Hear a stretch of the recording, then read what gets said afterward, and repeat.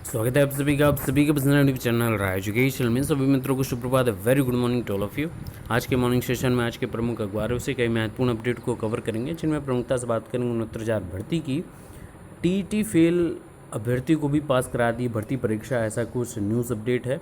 कार्यक्रम जारी है बीएचयू प्रवेश परीक्षा का और 22 शहरों में केंद्र निर्धारित किए गए हैं। बीओ परीक्षा का शासनादेश कल देर रात आपके समक्ष जारी कर दिया गया है, उस पर बातचीत करेंगे। और डीएलएड 2017 मार्कशीट के संबंधित ऑनलाइन मार्कशीट अवेलेबल कराने की जो शासनादेश है वो जारी की गई है, उस पर भी बातचीत करेंगे। तो चलिए फटाफट सारी अपडेट को क्लियरफाई कर लेते हैं।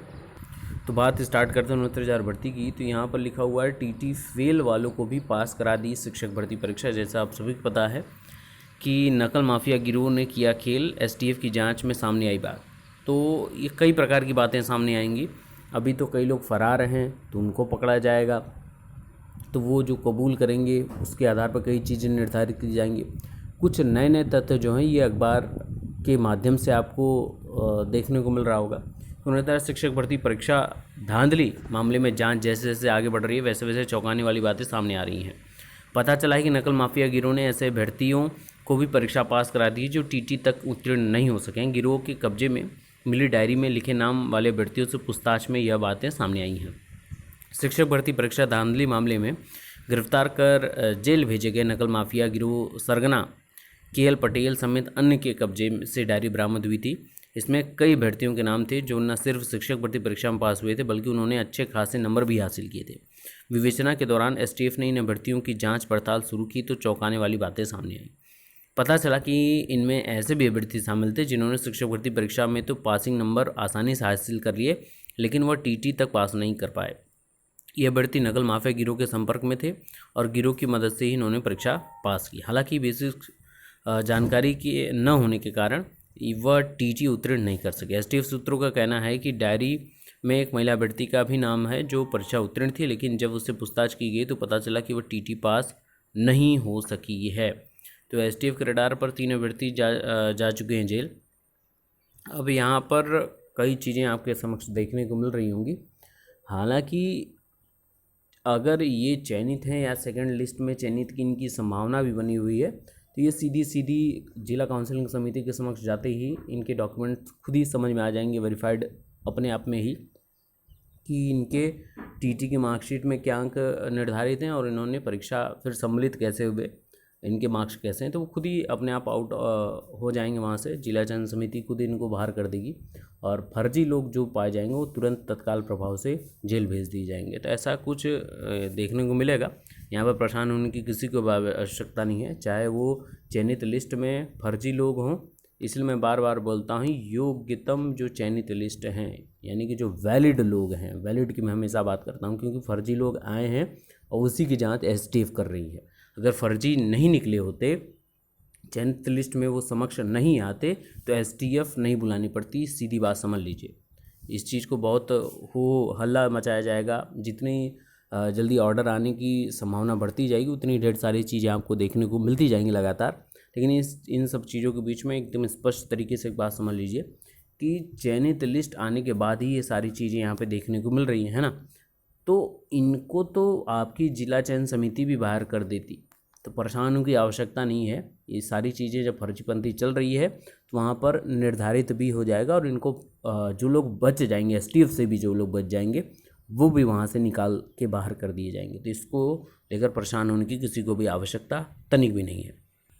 तो कुछ आगे बढ़ूँ उससे पूर्व आप सभी को सनातन धर्म के सबसे बड़े पर्वों में से एक श्री कृष्ण जन्माष्टमी की हार्दिक शुभकामनाएँ। आप सभी की मनोकामना पूर्ण हो। यहीं गोकुलवासी और लल्ला जो हैं, इनसे यही कामना है और आप सभी से यही प्रार्थना है कि ईश्वर से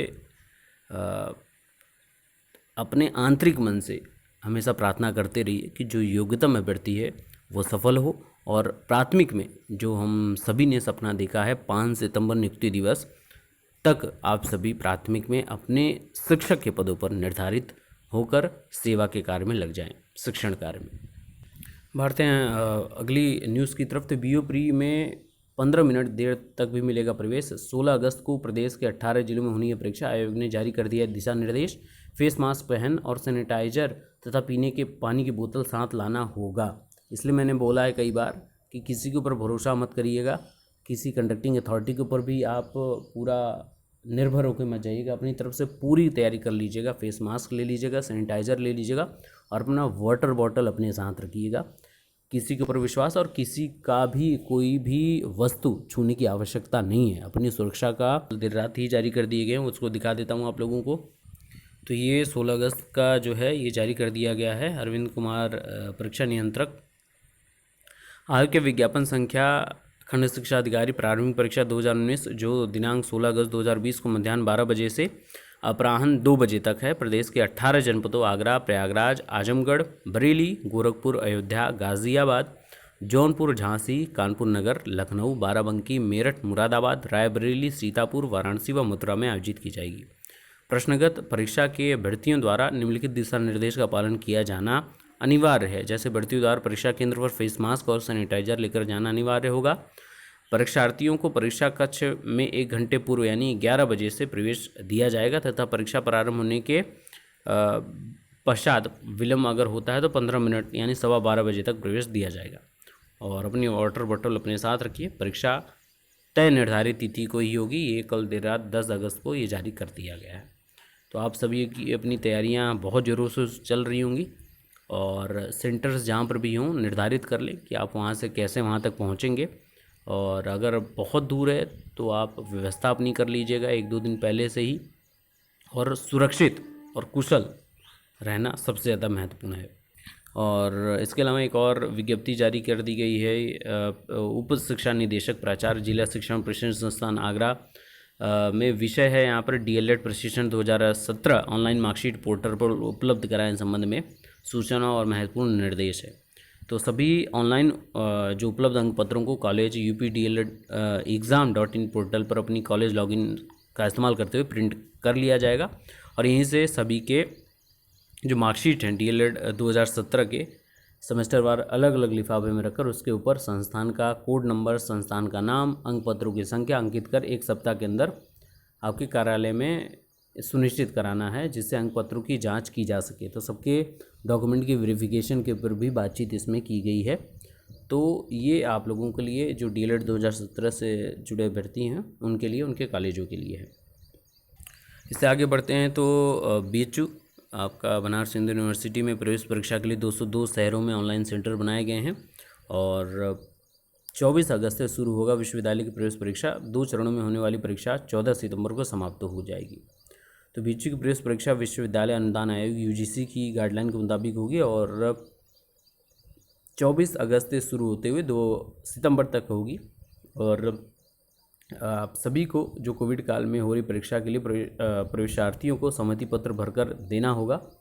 और एंट्रेंस का विरोध तो हर जगह चल रहा है, चाहे BHU का एंट्रेंस हो, चाहे UP BEd का एंट्रेंस हो चुका जो 9 अगस्त को उसका विरोध हो, और BO परीक्षा जो खंड शिक्षा अधिकारी की परीक्षा है, क्योंकि कोविड जैसे हालातों में ये परीक्षाएं की जा रही हैं। हालांकि कई जगह एहतियात बरते गए हैं तो कई जगह एहतियातों का नदारद किया गया है, अनदेखी की गई है।